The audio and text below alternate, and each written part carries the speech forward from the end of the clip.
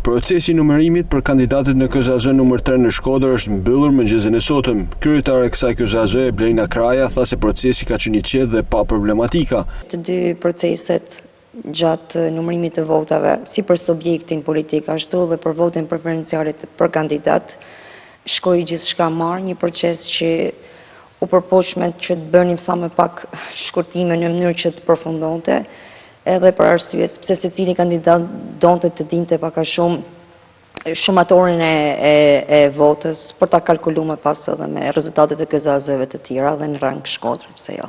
Rezultatet e votave për kandidatët në këtë KZAZ kanë nxjerrë me të votuarin kandidatin e Partisë Demokratike Tedi Kopliku, ndërsa rezultati përfundimtar është ky. Për Partinë Demokratike, Tedi Kopliku mori 2281 vota, Bars Pahia 1743 vota, Arben Lushe 344 vota.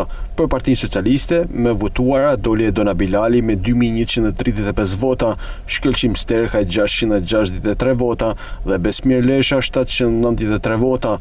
Për Partinë Social-Demokrate, Besnik Brahimi mori 303 vota, Gledis Qeliku 197 vota dhe Gjulianu Marku 74 vota, ndërkohë për subjektet politike në këtë KZAZ, e cila përfshin 47 qendra votimi, ka prodhuar këtë rezultat.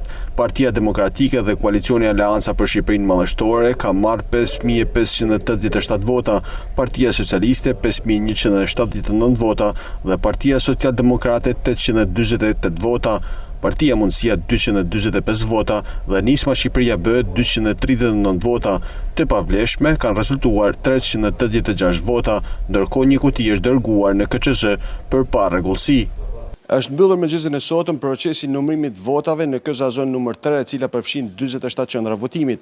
Më votuar doli Partia Demokratike me 5587 vota, rreth 400 vota më tepër se Partia Socialiste, ndërsa kandidati për deputet më i votuar ishte Tedi Kopliku me 2281 vota. Ky proces u zhvillua pa problematika. Për Star Plus nga KZAZ numër 3, Luan Kadia.